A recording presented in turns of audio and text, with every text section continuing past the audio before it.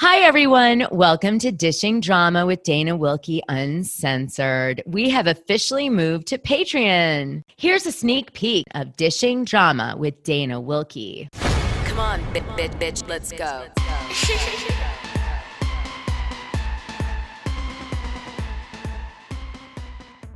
The Man Who Gossiped Too Much, New York Magazine, April 22nd to May 5th, 2024, just dropped. Crazy Days and Nights, Enty, is the subject matter of this expose done by Leela Shapiro. Some of you may have seen it, some of you maybe didn't. Now, we've been doing a tribute to Kyle Marissa Roth, who is the TikToker who used to spill Enty's blinds all over TikTok, and everyone really loved her. And she was very promotional and positive about Crazy Days and Nights and the gossip lines that she was spreading, and she created a huge following. She had 700,000 followers, and she has mysteriously passed away, which I covered in last week's show. And now I'm doing a tribute to her by playing all the blinds that were ever dropped in chronology about Jennifer Lopez, who sent her cease and desist before she mysteriously passed away. And that will be in the very end of this episode, another period of time of these blinds. We had already done 2012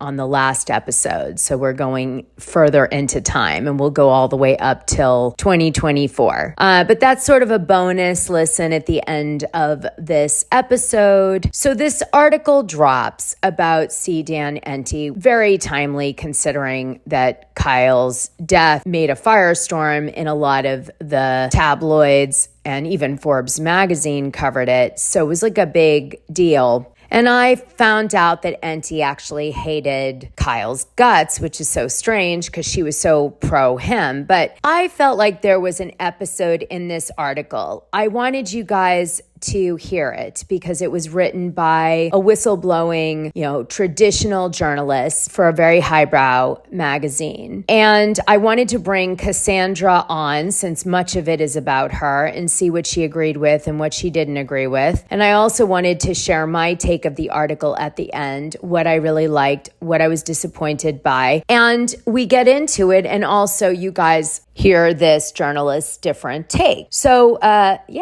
thought that would be fun given what we've been talking about. I was interviewed for this article, and I don't know if I appear in it because I'm reading it for the first time with you guys, but I also know that Enty, John Nelson, that's his real name, was interviewed too, and so was Cassandra, the very Cassandra who's the subject of the article and is on the show today. And so that's why this is going to be so great to hear her take after reading it with me. Anyway, I invited her to come on the show and talk about this article today with me, since we were both kind of talked to about it. And I also wanted to have an opportunity to read it to you. And I think that Kyle Marissa Roth would very much appreciate us doing this today in tribute to her. She didn't know how Enty felt about her. He said in a message that is posted in the Patreon chat, I wanted to commit a violent crime against her. I don't think he was serious when he said it, but it definitely was a strange thing to say via text message to anyone. Why would you want to? For obvious reasons. I don't need to explain that to you guys. So let me read you the article. The Man Who Gossiped Too Much. We'll pretend we're doing like an audible. For almost 2 decades, John Nelson anonymously published blind items skewering the Hollywood elite on the big Crazy Days and Nights. Then his identity was revealed in the midst of a messy affair. One afternoon, nearly 20 years ago, a lawyer named John Robert Nelson began to lead a double life. He was 37, working for a small firm in a small town on the coast of Northern California, and earning so little that he had to get up at 3 every morning to deliver newspapers. The alter ego he created led a more glamorous existence. Quote, Enty lawyer. As that persona was known, was the author of Crazy Days and Nights, a Hollywood gossip blog that would go on to acquire cult status among devotees of celebrity dirt. In his first post, Nelson wrote that he'd started the blog because he was in a unique position of being able to tell you what really goes on behind the scenes and what even the gossip magazines can't find out. In the short biography he posted on the site, He claimed he represented big stars going through arrests, divorces, breakups, and hookups, new deals and cancellations. He promised to dish about his clients as well as his own Hollywood adventures with the celebrities and pseudo-celebrities who populated his life. If his claims were to be believed, Enty was among the most connected guys in Hollywood. He was friends with Leonardo DiCaprio. He drank with Frank Sinatra. He picked up Katherine Heigl on the side of the highway at 3 a.m.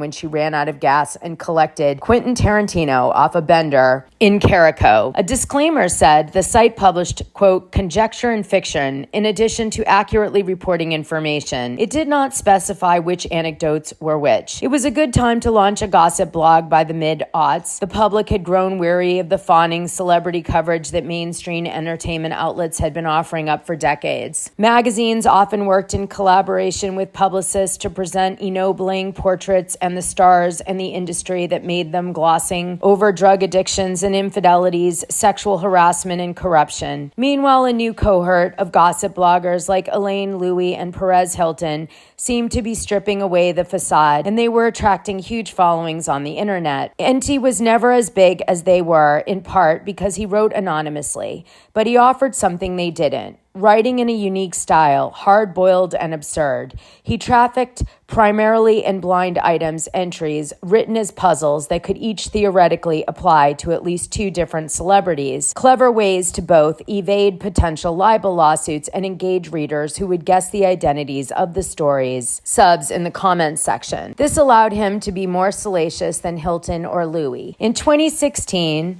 a glowing Vanity Fair write-up declared him the king of the blind item, claiming Enty had become a direct source for gossip that evades the normal channels of celebrity news and feeds directly into the internet's never-ending appetite for the juice. What made him the king, according to Vanity Fair, was that unlike other gossip bloggers who might occasionally write a blind item, Enty revealed the identities of his subjects, albeit sometimes years later. Enty's Hollywood was a dark and messy world, uglier and more menacing than the glamorous town imagined by outsiders. The authenticity of this vision, and in turn the authenticity of his scoops, was bolstered by how pathetic he became across his own accounts.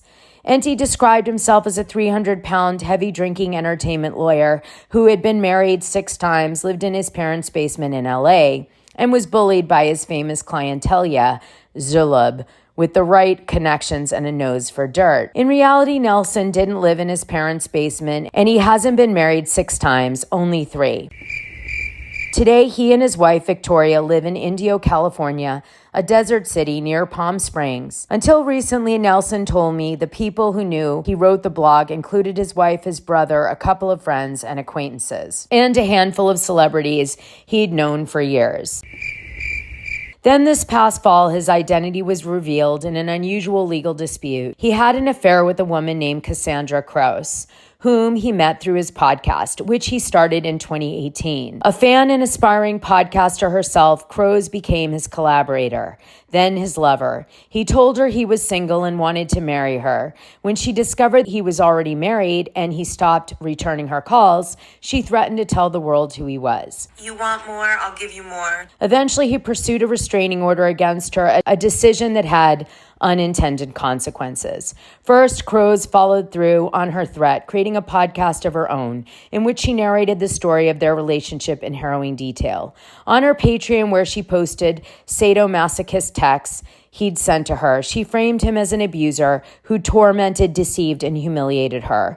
Internet sleuths and eventually a reporter for the Daily Beast dug up the court documents he filed and confirmed that Nelson was in fact Enty lawyer. You want more? I'll give you more. And so the gossip blogger became the gossip. His mother, who'd never known about his alter ego, began getting phone calls from reporters. People on the internet called him an abuser and a grifter.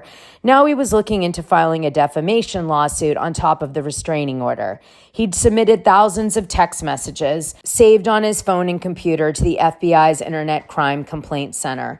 And for the first time in his career, he agreed to sit down with a reporter in person. Now let me bring Cassandra Croce into the chat. Since this article centered around her, I think it's only fair she read the rest of it. Well, and I have a lot of time on my hands while I wait for the FBI. Oh my God. So I'm so sorry about that. That is so crazy. Oh God, it's so crazy. All right, so let's continue the article and then we'll get to all of that. I just love how he puts that, or he says that right at the end of the last paragraph. It's like, wow, okay, buddy. It goes on to say Nelson proposed we meet on a Tuesday in February by some rose bushes at a park in Palm Desert. He wouldn't give me his phone number. I wondered if he might bail, but a few minutes after noon, a balding man in a blue checked polo shirt, gray chino shorts, and black flip flops shuffled up and extended his hand in my direction. Contrary to what he had written in his ex bio, he was not 300 pounds or even overweight. Sitting at a picnic table in the shade, he removed his glasses, plain black rectangles, and set them on the table. His manner was mild and digressive. He was given to ending almost every thought with a mumbled or whatever. As one acquaintance put it, he has the vibe of a Florsheim shoe salesman. Well, which way did it go, George? Which way did it go? That didn't bother Nelson. People tend to forget what I look like, he told me. I like it like that. I don't need to be the center of attention. And can we just have a moment of silence for the shirt she's describing? Because this is the same shirt that's hanging behind him in all of these like Zoom call pictures I have with him, the same shirt he wears to court. I'm convinced at this point he only has one shirt. Oh my gosh, Cassandra, ew. I know, it's It's like, so weird. That's so weird. And you know what? It's kind of like, you know how people that are a little off collect things or use things for symbols? It's like of that symbolic vibe, if it isn't just that he's gross. I don't know. Yeah, he's very into like an 80s polo with the collar flipped up. It's very 80s yuppie villain vibes. You know, I've been out with a lot of girls at this school. I don't see what makes you so different. I have some taste. It goes on to say it was an ordinary day in the desert, hot and dry. Nelson drank from a bottle of orange vitamin water, which I would always order when he was coming here because that's all he drank. It was gross. I never have abused anybody in my whole life, he told me. On the contrary, crows had been abusing him, he said. Nearby, someone was on a lawnmower cutting grass. Ignoring the noise and dust, Nelson said he doubted the restraining order would stop her from lying about him. Can I tell you why? He asked. Money. Content. The incentive for her is to ratchet it up. That was something he knew a lot about. To get new content, he said, you've just got to start making up stuff. Ooh, I know that must burn right now. It's just when I hear that, to me it feels like projection. And But I mean, have you gotten a lot of money out of him or what is he talking about even? I don't know. I guess I mean, I think he's saying like anything that she says about me, she's making up for money. But it's like, if you go to my Patreon right now, you're going to find episodes about old 90s movies like Elizabethtown and stuff like that. I have tried to deep dive other subjects, but the only time I record about him is when he's literally taking me to court and harassing me. So, I mean, he's the one that knows about making stuff up. And the article does get into that. But he sounds like he's trying to set it up like you're trying to put him in a position where he has to pay you. That's what it sounds like. Yeah, and I notice he doesn't accuse me of extorting him in this article. He's very careful not to do that. So he's just saying she's doing it for money. For love. Well, he's saying that I was forcing him to stay with me for love, but he's saying that I'm telling people about it for money. I don't understand. I mean, didn't he offer money to you that you turned down? Yeah, I told him it made him very uncomfortable when he was giving me all this money. And he's like, I need to know if you ever have less than this amount in your bank account. I'm like, okay, so this fine. Is, I'm not going to say no. Look. Yeah, no, of course. But I'm just saying, like, it just sounds like this is just not in reality. It's like he's trying to frame it, is what it sounds like to me. I just was curious your take on that. I do know that you were offered money. In some cases, you took it while you were with him. You know, did he ever try to shut you up with money or no? No, and there was nothing ever like that. So he would use money, I feel like, in a controlling way to kind of be like, well, I paid for the kids' therapy. So, you know, aren't you happy with me? Aren't you happy? And so I would stop asking questions, basically. It goes on to say, Nelson says he grew up in Washington, D.C., the son of two government workers. His parents split up when he was 8. He was reluctant to tell me much about his family, and the details he shared are impossible to corroborate. The only memory he recounted of his parents was of them fighting before they got divorced. I would wake up to them screaming at each other, he said. His mother was director of the National School Lunch Program and later the national director of WIC, the nutrition program for women and children. His father lacked ambition, Nelson said. He didn't really care about advancement or anything like that. So it's funny that he doesn't steal my dad's origin story like he did on his origin story deep dive episodes of his podcast. So my dad was in radio and he met Enty, tells him his life story, and then immediately after, Enty does this series called like his origin story, and he basically just ripped off my dad's entire life story. And so in this account, he tells a different version of his childhood to the reporter. Well, and when he says that his dad didn't really care about advancement or anything like that, I don't know why, but it just makes me think of like, is Enty talking about eugenics or something? Like, what is he talking about? Oh, you mean ambition? Or I think I took it as like his dad wasn't ambitious. Well, because I know that they were political. And so I just wondered if that was a loaded word or a dog whistle. I don't know. Interesting. And of course, his parents fighting when he's very young, and that's like his memory from him being 8. That's, if true, traumatizing and probably explains a lot about him. I don't think that's true. That's just my opinion. I don't think that's true. Yeah. Because a lot of narcissists or people that are, real ones, not like the BSE ones, right? Yeah.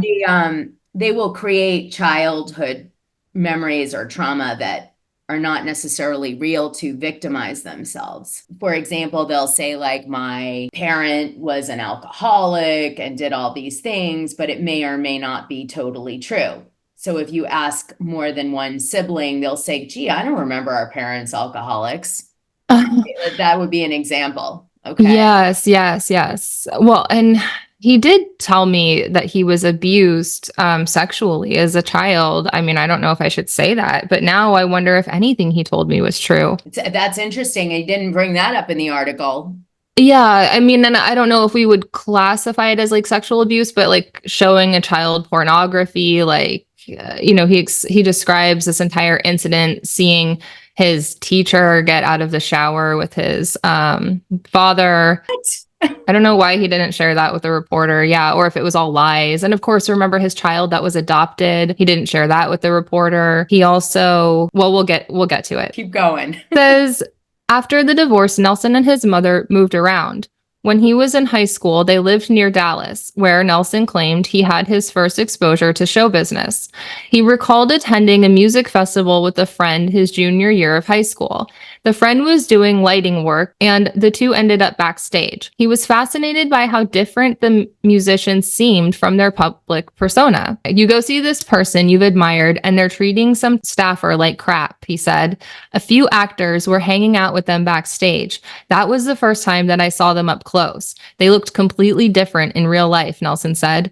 I'm watching people do all kinds of crazy drugs and injecting stuff. This, he decided, was what he wanted to do. I don't need to be out in front, he thought.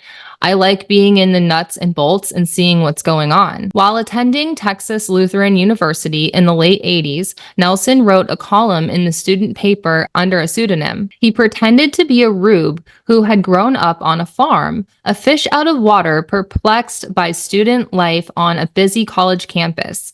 Around then, he started working as a freelance concert promoter, but he didn't earn enough to consistently pay the bills. So after graduating, he got a job at an airline answering phones, then moved to sales. In the early 30s, he applied to Thomas Jefferson School of Law, a low-ranked establishment that later lost its bar accreditation because he did not want to risk applying to a place that might reject him. He passed the bar in 2005 and was hired by a firm in Humboldt County, California, handling probate proceedings and business contracts. That's so cool because a lot of the fans thought that he was a probate attorney. That was the rumors for years, that he secretly was a probate attorney. So that was correct. And it is interesting that he was already writing under a pseudonym at that time. And then he wrote that book about his daughter under a pseudonym, and all the blind items he writes under a pseudonym. What's the book about his daughter? Yeah, so it's called The Blocks. He sent it to me, and it's about a little girl and her first crush, and then it's like a mystery time travel adventure for tweens that he wrote. Oh. Yeah, it's kind of creepy, to be honest. So, but also interesting that Thomas Jefferson School of Law went under. Yeah, I glossed over that in my head. I was like, wait a minute. Lost their bar establishment. So it's not a really great place to get your education from, apparently. yeah. Just saying the obvious. Okay. And this is where it gets weird for me, because they're not mentioning the fact that that's when he got married and had a child named Noah. Like, he got married to Sun Young and had a child in Humboldt. Wow. So that happened at this time. Yeah. So working for a small firm in the middle of nowhere, he was bored and restless. He had a wife and kid. What? Excuse me, ma'am? Forgot to mention that. Yeah. I guess. It goes on to say, he told me the LA it girl, Corey Kennedy, whom he described as a friend, had recently started a blog, and he thought, hey, I can try that. It's free. Kennedy said she doesn't remember ever meeting him. That's Nelson. Yeah. Nelson launched the blog in November 2006. While he passed his days in the office, Enty lawyer supposedly went on a date at the LA celebrity haunt, the Ivy, ran into the Sopranos star Jamie Lynn Sigler, and represented an A-list actress who almost got arrested for crack. Nelson said that during this time, he was visiting LA once a month and staying with friends. 6 months later, Nelson moved to LA. He thought he could get back into the music business, maybe manage some musicians. Instead, he took a job at a small firm in central LA where he handled probate law. He told me he had a side hustle as an entertainment attorney and showed me a few emails from 2011 in which he appeared to be representing a small-time producer. He was known, he said, for being a person who would handle legal matters for cheap. He first met Hollywood people through friends he'd made as a concert promoter, he said, and later through his work as a lawyer. Nelson didn't try to make money from the blog for the first few years. It was more about making sure everybody had a good time, or just a playground for predators, in my opinion. To have a blog site that has no income strategy for like 4 years, just saying, that's weird, especially someone like Enty. He doesn't seem like he doesn't not care about money, you know? A small community formed around the site, the same people in the comments every day, and he got to know some of them. He ran a Facebook page as Enty and made a point of wishing every member happy birthday. He met his third wife, Victoria, through that community. He told me he never fooled himself that the blog was a big deal. When Hilton and other gossip sites posted a production still of Jennifer Aniston topless, they got cease and desist notices. Nelson, who had also posted the picture, didn't, but he took it down anyway and wrote on the blog that he received the notice. I wanted to be part of the group, he told me. Another gossip writer, Ted Casablanca, who was known as the king of blind items before he retired in 2012, recalled Nelson reaching out to him around this time. It's like he was pulling up to a poker game, Casablanca said. He wanted in. So I do just want to point out that the reporter completely glosses over the fact that when John meets Victoria in this paragraph in the inception of the blog, John is married with a child. And then he, from what we understand, and then gets with Victoria through the blog, and she moves to be with him. So he leaves his wife? Yeah, and then he goes with Victoria, and then Victoria tells me through DMs, which I have proof of, that he owed Sun child support and refused to pay her any child support, and she had to take him to court to get any kind of money. So Kyle, who we're doing a tribute to later today, reads also Casablanca's blinds, but I wasn't sure where she was getting them from. And I wondered if Enty had reused some of his material on CDAN, because I don't know where you get that, So that's Oh, sure. Yeah. weird because you know that he takes other people's content, like what happened with the Amanda Bynes Finsta account. Mm-hmm. It was called Ashley Banks. Amanda Bynes put pictures of herself and her ID on it, and she got a bunch of followers. It was public at first. Then when it got really popular, she made it private. But in there, she had allegations that were done against her parents, saying, that her main account had been taken over by them. And because of the conservatorship, she couldn't say what she really wanted to say. She said she got pregnant by someone when she was 13. Everyone assumes it's Dan Schneider. She puts the famous post that you see on Enty's website where he seems to imply that he received it from Amanda Bynes, and it spells out Dan Schneider. It's cryptic. That was on there in this Finsta account, which is called Ashley Banks. And I'll post with this episode the screenshots from some of it. Some of it is out there. You can see it. But anyway, so that came from there. But of course, it was great for Enty because nobody really knew when she privatized the account. If you weren't already in there, you wouldn't know that it came from that account. So it was easy to believe that Enty was sent it. It's quite clever, actually. And I don't have a problem that he posted it, but he should have said this came from Amanda Bynes' Finsta accounts, not the way he used it. Now, Ted Casablanca is an American entertainment journalist and gossip columnist. He had an E! Online column called The Awful Truth, which ran for 16 years, ending in July 2012. Some people say he got fired by E! Because he pushed the limit too much. Some people say he's like a prophet because he just was so bang on, not on everything, but a lot of things. And he was an excellent writer. And some people say he retired. So that's who Ted Casablanca is. I don't know where people are getting his blinds from, though. So I wonder if CDAN has them, because where are they getting them? If you guys know, tell me. It just proves that he's lying. I mean, if it's not obvious, that he's not best friends with Selena and just visiting her grave every day. Yeah, of course. Some are more obvious than others. So it says, fans seemed to buy what Enty was selling. They'd speculate about his sourcing, theorizing at one point that Robert Downey Jr. was dropping tips in the comments. Downey's publicist flatly denied this, but fellow gossip writers were not so easily impressed. Hilton, not exactly a figure known for journalistic scruples, felt that Enty's standards on the blog frequently fell short. I think he's full of shit, he told me. Another prominent gossip writer doubted his sourcing. There's just no way he's getting that much scandalous information on a daily basis, they told me. I get maybe 2 good blind items a week, and one of them might just be that some TV show will start filming in March. The writer came to believe Nelson regurgitated most of his items from message boards like Reddit and Lipstick Alley and turned them into blind items. The posts that resonated, they added, usually rang true because they played into ideas that readers already had about any given celebrity. What he does is very sleight of hand, the writer said. He'd write a blind item and the reader would say, I think I've heard this before. So the whole thing about Robert Downey Jr., that was Mr. Him, and his girlfriend came forward and actually accused John of being a predator and said that she helped him cover up crimes.